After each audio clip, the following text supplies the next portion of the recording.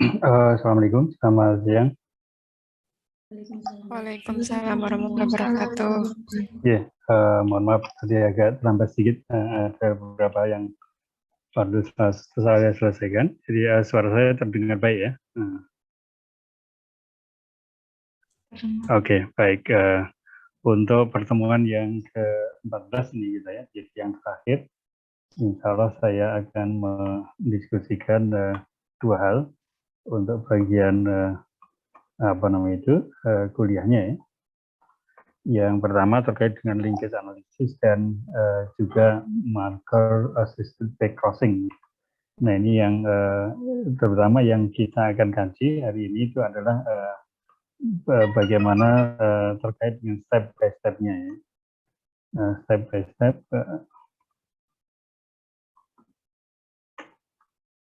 implementasi di laboratorium. Jadi kalau kita ingin membuat suatu kegiatan penelitian yang berkaitan dengan linkage analysis atau berkaitan dengan marker assisted backcross, itu nanti kira-kira bagaimana kita melangkah dari awal sampai kepada hasil yang kita dapatkan ya. Baik, sorry ini sudah saya record belum nih? Sudah, Bro. Oh sudah ya, oke baik. Baik, kalau sudah saya akan mulai saja langsung dengan ini. Jadi untuk melakukan kegiatan linkage analisis dulu. Jadi kita mulai dengan yang pertama linkage analisis. Nah, step by step-nya yang harus dilakukan itu kita sudah mulai atau kita ingat kembali pada saat kuliah awal itu yang mana kita mesti menggunakan populasi yang berkerabatan ya. Jadi kita dalam hal ini mesti kita memilih ya tetua P1 dan P2 yang mempunyai jarak genetik terjauh ya atau besar katakanlah. Nah ini jadi sebelum Anda merencanakan kegiatan analisis linkage untuk tanaman tertentu, maka Anda mesti memulai dengan atau mempunyai dua tetua P1, P2 yang jarak genetiknya itu besar ya. Dalam hal ini Anda bisa juga bisa menggunakan yang kita sebut sebagai interspesifik ya, hybrid. Hanya memang kendala dari interspesifik hybrid ini adalah istilahnya apa yang kemarin kita sebut sexual incompatibility.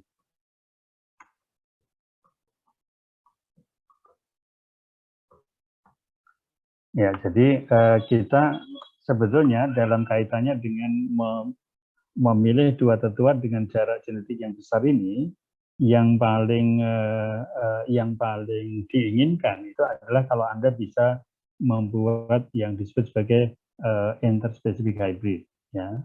Namun demikian kita tahu bahwa ada kendala ya sexual incompatibility yang terjadi ketika kita menggunakan interspecific hybrid ini ya. Nah, atau kalau memang sekiranya tidak memungkinkan ya kita berarti mesti memilih intraspecific hybrid tetapi yang mempunyai jarak genetik terbesar ya, atau yang jarak genetiknya itu semakin besar semakin bagus. Yang kedua nanti Anda mesti populasi yang diturunkan dari persilangan tersebut. populasi bersegregasi, ya. Ini yang kemudian untuk dijadikan sebagai mapping population.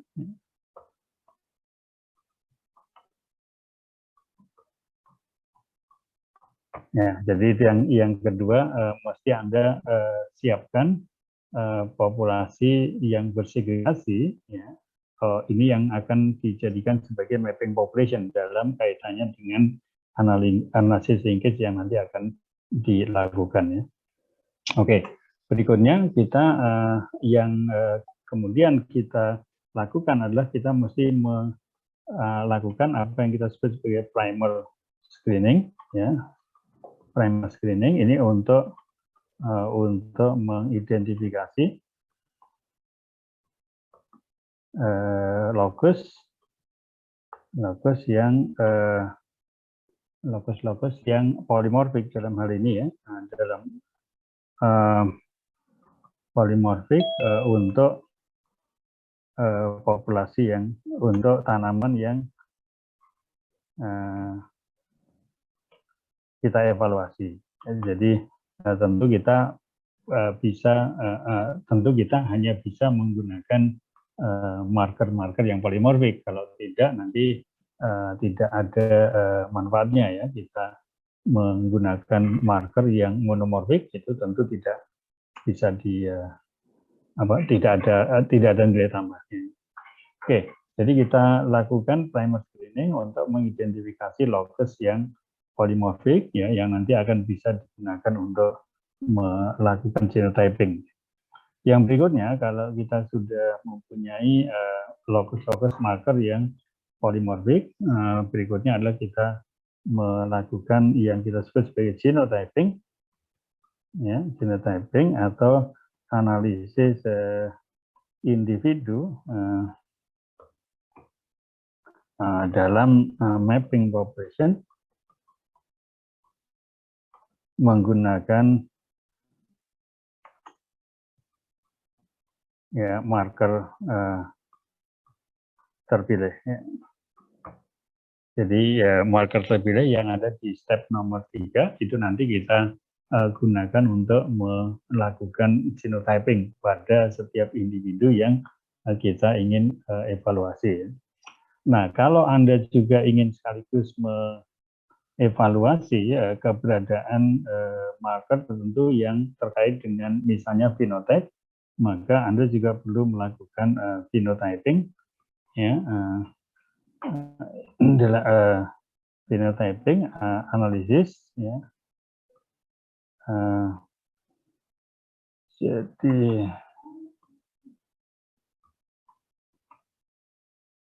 phenotyping analisis untuk setiap individu, ya.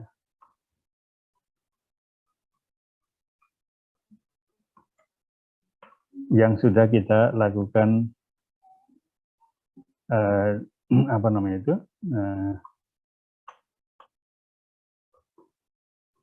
Genotyping, ya. Jadi kita individu yang tadi sudah kita genotype dengan marker pada step yang 4 tadi, kita lakukan phenotyping, ya, untuk mengetahui phenotype dari individu itu seperti apa, ya. Jadi nanti kita akan tentukan juga phenotype yang kita ingin evaluasi, ya, menggunakan tentu parameter-parameter yang sesuai untuk phenotype yang kita inginkan. Nah, setelah apa namanya itu phenotyping, nanti berarti kita berikutnya adalah analisis linkage menggunakan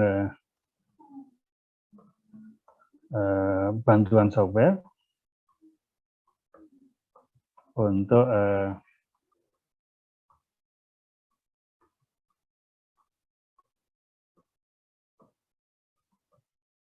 ya untuk analisis linkage, ya. Kita tentu kalau datanya hanya 1 atau 2 lokus saja, itu kita bisa melakukan linkage analisis secara manual, ya. Jadi kita bisa menghitung berapa kemungkinan terjadinya rekombinasi dari locus-locus marker itu di antara individu yang kita evaluasi ya. Nah, tetapi kalau kita bicara tentang jumlah individu yang ratusan dan juga jumlah locus yang mungkin juga ratusan juga, nah itu tentu nanti akan sulit bagi kita untuk mengevaluasi linkage analisis tadi itu kalau dilakukan secara manual. Ya, nanti kita tentu mesti menggunakan dengan bantuan software untuk melihat bagaimana linkage antar locus dan juga nanti linkage antar locus marker dengan phenotype yang kita evaluasi. Jadi dalam hal ini analisis linkage ini ada dua yang perlu dievaluasi, yaitu yang pertama adalah linkage antar locus marker dan yang kedua adalah linkage antar locus marker dengan phenotype. Ya, jadi kita mesti menentukan dua hal itu, linkage antar locus markernya, kemudian yang kedua linkage antar locus marker dengan phenotype.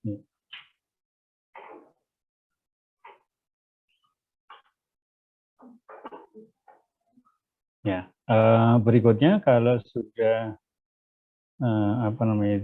kita tentukan linkage antar marker,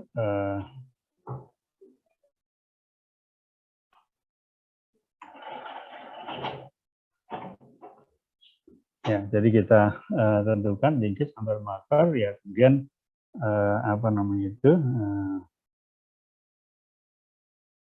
kita bisa manfaatkan implementasi dalam pemeliharaan tanaman yang kita ingin lakukan. Ya. Oke, jadi ini yang sebetulnya yang mesti dilakukan ya kira-kira. Tentu mungkin ada banyak hal lain yang mungkin mesti dilakukan, tapi ada 7 step yang barangkali perlu kita lakukan untuk mengembangkan suatu penelitian yang tujuannya itu untuk memperoleh atau melakukan analisis linkage pada tanaman tertentu. Ya. Oke, baik, kita coba lihat satu persatu poin-poin yang sudah kita list ini. Ya. Jadi detail ininya bagaimana ya, kita akan evaluasi satu persatu. Ya. Baik, yang pertama adalah ini saya copy aja.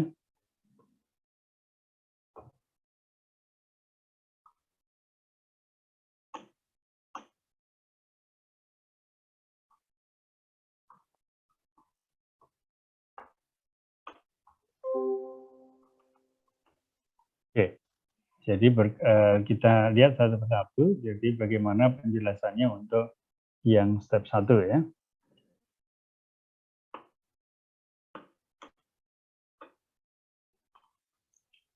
Oke, nah ingat waktu kita di awal kuliah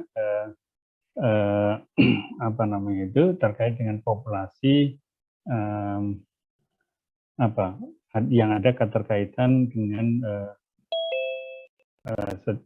satu varian tertentu. Ya. Nah, maka yang perlu kita siapkan ini adalah mengidentifikasi dua tetua yang kita ingin jadikan sebagai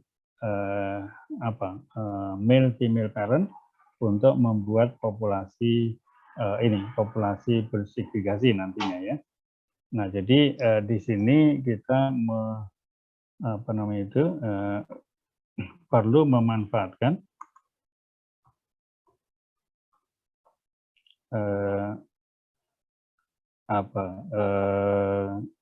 populasi yang unrelated, kalau nggak salah tuh ya waktu itu, unrelated atau bukan common by design, ya. Bukan common by design. Ya. Nah, ini memanfaatkan populasi yang unrelated atau bukan common by descent ini untuk mengidentifikasi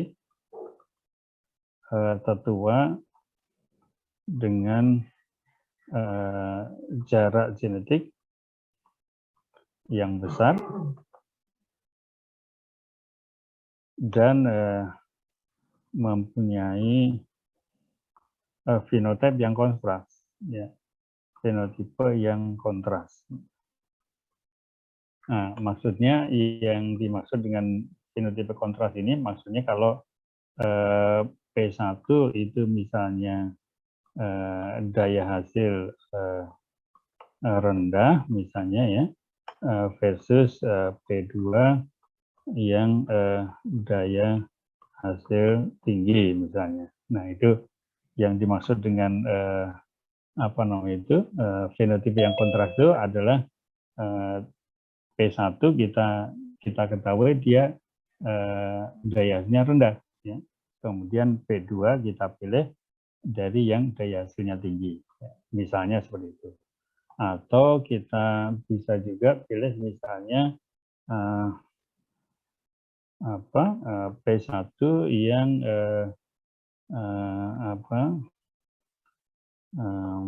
rentan dan P2 yang sangat rentan. Jadi P1 yang sangat rentan versus P2 yang resisten, misalnya seperti itu. Nah, atau misalnya yang lain lagi berbunga warna merah, ya, versus yang berbunga warna putih, misalnya. Nah, itu adalah yang dimaksud untuk tetua yang mempunyai fenotipe kontras, ya. Jadi kita bisa memilih tetua P1 yang daya hasilnya rendah, misalnya, dengan tetua P2 yang daya hasilnya tinggi. Namun di antara P1 dan P2 ini juga harus mempunyai ini. Jadi jarak genetik yang besar, ya. Jadi jarak genetiknya yang besar dan kemudian fenotipenya kontras, ya. Berarti kalau Anda misalnya mempunyai kelompok plasma nutfah, ya, macam-macam, ya. Nah, ini dia mempunyai daya hasil rendah, misalnya, dan mungkin ada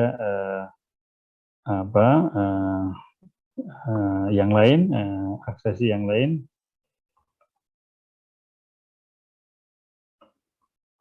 Nah, ini mempunyai daya hasil tinggi. Ya, jadi katakanlah Anda punya dua kelompok tanaman yang sama-sama unrelated, artinya dia bukan common by descent. Ya. Jadi kita kumpulkan dari berbagai macam lokasi, kemudian kita tanam di Bogor untuk kita evaluasi. Ternyata ABCD itu masuk dalam kategori berdaya hasil rendah, gitu kan. Dan kemudian PQRS itu berdaya hasil tinggi. Nah, pertanyaannya, ya,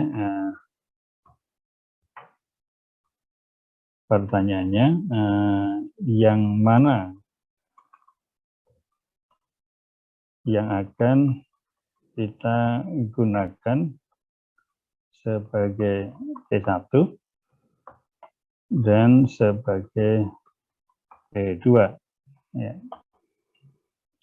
Jadi Anda sudah melakukan evaluasi fenotipik. Anda tahu bahwa ada satu kelompok tanaman tertentu, ya, A, B, C, D. Ini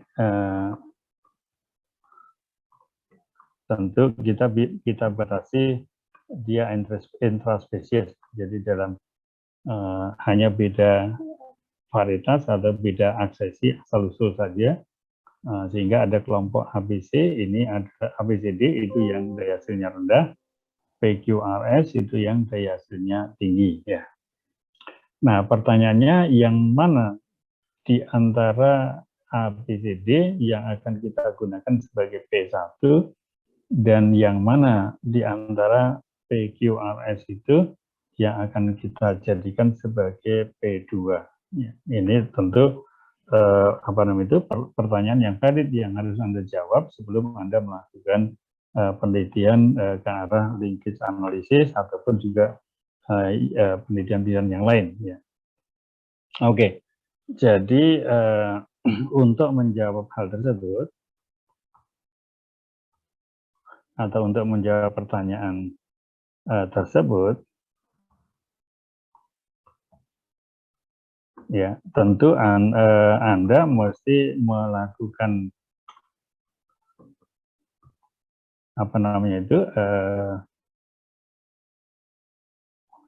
atau menghitung ya. Jadi Anda mesti menghitung jarak genetik dan membuat evaluasi filogenetik dari plasma nutfah tersebut. Ya.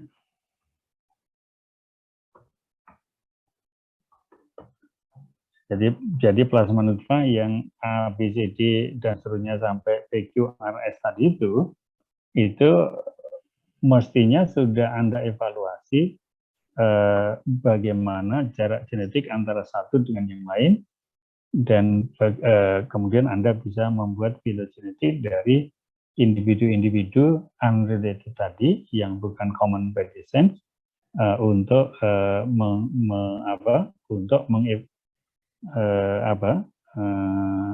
ini maksudnya dengan menggunakan marker molekuler maksudnya ya.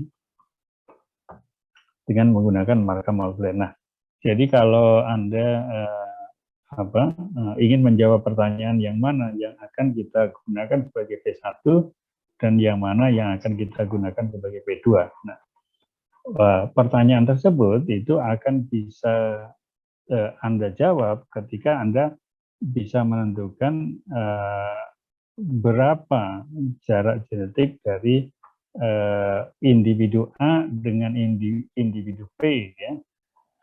Kemudian Anda individu A dengan individu Q, individu A dengan individu R, kemudian individu A dengan individu S misalnya ya.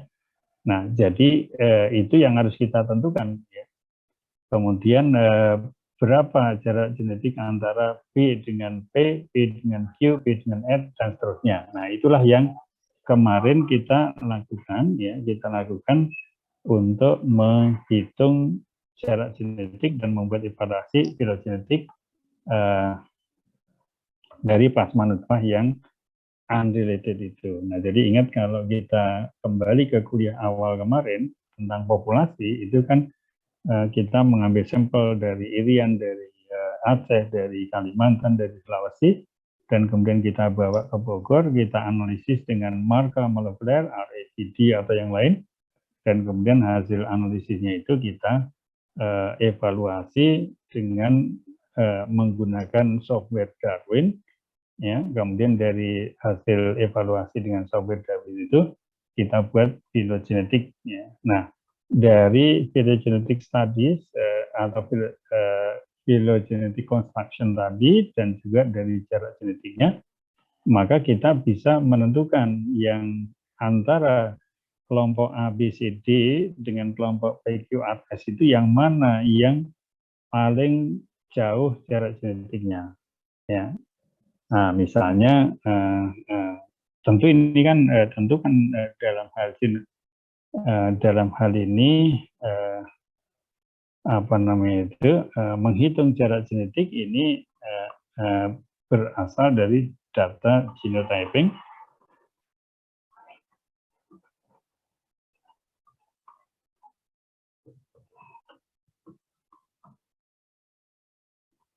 Jadi jarak genetiknya itu kita hitung dengan melakukan genotyping setiap individu dengan marker molekuler. Kan itu yang kita sudah lakukan atau kita sudah praktekkan waktu itu, baik menggunakan antisis atau dengan menggunakan Darwin ya.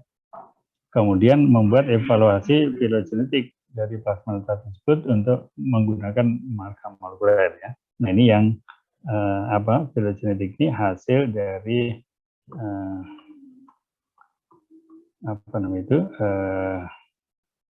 evaluasi lebih lanjut berdasarkan jarak genetik. Berdasarkan jarak genetik yang sudah kita lakukan di tahapan sebelumnya ya. Nah, nanti Anda bisa menghitung atau dari jarak genetik dan filogenetik yang didapat, kita bisa memilih individu dari grup A, B, C, D versus grup PQRS. Ya, kita bisa memilih individu mana dari grup A, B, C, D dan PQRS yang mempunyai jarak genetik terbesar. Nah, itu yang kita pilih sebagai tetua P1 dan tetua 2. Ya. Jadi kita akan memilih mana di antara individu A, B, C, D sebagai P1 dan PQRS sebagai P2 itu atas dasar jarak genetik yang terbesar antara individu di dalam grup di dalam grup A, B, C, D dan di dalam grup PQRS itu ya. Nah, jadi dalam hal ini kita tadi sudah menentukan kan bahwa A, B, C, D itu hasilnya rendah, PQRS hasilnya tinggi kan gitu. Nah, jadi tinggal yang belum kita tentukan adalah berapa jarak genetik dari dua kelompok yang hasilnya sudah kontras tadi, artinya hasilnya rendah versus hasilnya tinggi kan. Tinggal nanti kita tentukan. Yang belum adalah jarak genetik antar individu yang kita targetkan itu ya. Jadi perwakilan antara A, B, C, D versus perwakilan antara PQRS yang mempunyai jarak genetik terbesar, itu yang kita jadikan sebagai tetua P1 dan tetua P2. Oke. Nah, jadi itu yang mesti kita siapkan dari step yang satu tadi, yaitu memilih tetua P1 dan P2 yang mempunyai jarak genetik terbesar dan juga mempunyai kontras kontras dalam hal fenotipiknya. Nah, pertanyaan berikutnya adalah mengapa mesti memilih yang kontras fenotipenya.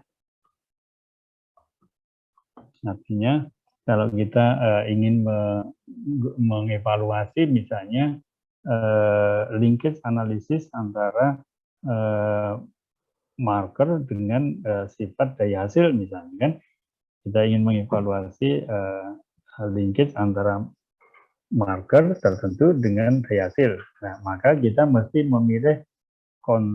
memilih individu yang kontras daya hasilnya, gitu kan? Ya, yang kontras daya hasilnya dalam arti ya satu individu adalah yang berdaya hasil rendah, satu individu adalah yang berdaya hasil tinggi. Nah, mengapa artinya ini apa namanya itu P1 daya hasil rendah versus P2 daya hasil tinggi misalnya ya. Mengapa kita mesti memilih yang seperti itu ya? Kenapa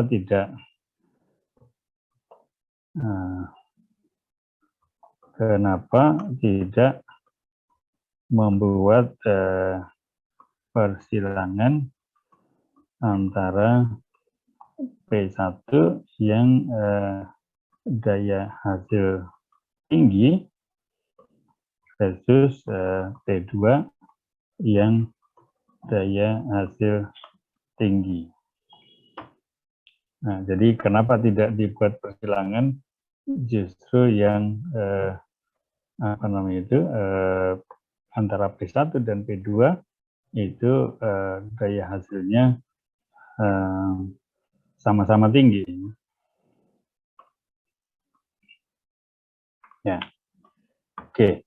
Nah, jadi mengapa kita memerlukan individu yang kontras fenotipenya? Karena kita ingin ini apa namanya itu?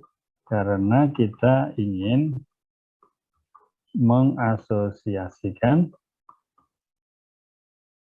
atau karena kita ingin mendapatkan segregasi di dalam mapping population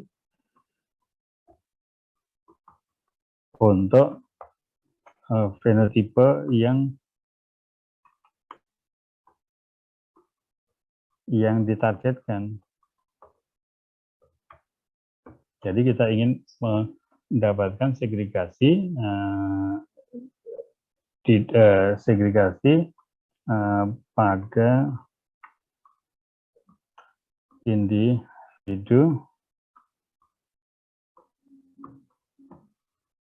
pada individu di dalam mapping population untuk fenotipe yang ditargetkan. Artinya begini, kalau kita menyilangkan P1 yang daya hasilnya tinggi dengan P2 yang daya hasilnya tinggi, maka kita tidak bisa membedakan atau tidak bisa mengetahui daya hasil tinggi yang dievaluasi pada individu nomor 1 misalnya di dalam mapping population itu sebetulnya kontribusi dari tetua P1 ataukah tetua P2 gitu kan. Jadi kalau misalnya P1 dan P2-nya itu sama-sama berdaya hasil tinggi, maka ketika kita membuat populasi bersegregasi dan kemudian individu dalam populasi bersegregasi itu misalnya daya hasilnya tinggi, maka kita tidak bisa mengetahui daya hasil tinggi pada individu nomor 1 tadi itu sebetulnya diturunkan dari katakanlah lokus penentu daya hasil yang berasal dari P1 kah atau dari P2 kah? Ya, kita tidak tahu. Ya. Sebaliknya kalau kita menggunakan P1 yang daya hasilnya rendah dengan P2 yang daya hasilnya tinggi, maka setiap individu yang ada di dalam mapping population itu kalau nanti dievaluasi daya hasilnya itu tinggi, maka kita tahu bahwa genom di dalam P2 itu tentu merupakan atau genom atau bagian dari informasi genetik yang ada di dalam individu tersebut karena dia berdaya hasil tinggi pasti berasal dari tetua P2. Ya. Kenapa? Karena tetua P2 lah yang berdaya hasil tinggi, gitu kan? Sebaliknya individu yang lain yang kemudian dideteksi bahwa dia daya hasilnya rendah, maka pasti itu adalah kontribusi dari genom yang berasal dari tetua P1. Ya. Nah, sebaliknya kalau dia nanti misalnya teridentifikasi sebagai individu nomor 3 misalnya yang daya hasilnya itu sedang, ya kemungkinan itu adalah apa namanya, kontribusi dari genom P1 dan genom P2 secara bersama-sama, sehingga individu tersebut kemungkinan dalam kondisi heterozigot, misalnya seperti itu. Nah, jadi kita bisa melacak kira-kira genom yang berkontribusi pada fenotipik individu yang kita evaluasi, ya, individu pada mapping population yang kita evaluasi itu asalnya dari P1 kah atau dari P2 kah, ya. Dengan demikian nanti kita bisa mengikuti pola segregasinya itu sebagai salah satu dasar untuk menentukan nanti apakah dia linkage atau tidak, gitu ya, antara satu locus dengan locus yang lain, atau antara locus marker yang satu dengan sifat dengan gen-gen yang barangkali berkaitan dengan daya hasil tadi itu. Jadi kita bisa merunut kembali, karena kalau dia individu bersegregasi itu dia daya hasilnya tinggi, otomatis kan dia itu kontribusi dari P2. Ya. Tapi kalau daya hasilnya rendah, itu adalah otomatis kontribusi dari P1. Ya, karena kita sudah memilih P1 itu sebagai yang daya hasil tinggi, sedang yang ini P1-nya itu yang berdaya rendah. Jadi apapun hasil di hasilnya otomatis berasosiasi dengan berasal dari P1, ya. Sebaliknya kalau dayanya tinggi, dia akan berasosiasi dengan genom. Kalau ada